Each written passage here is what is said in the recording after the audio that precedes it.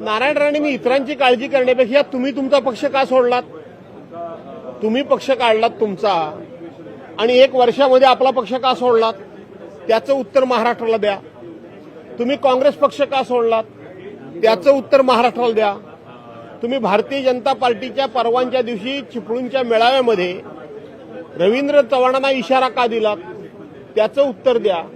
खरं तर हे नारायण राणे आणि हे राणे फॅमिली याच्याबद्दल मी अनेक वेळा तुम्हाला सांगितलं की मला प्रश्न विचारू नका, कारण यांची चोच ही नेहमी नरकातच बुडालेली असते.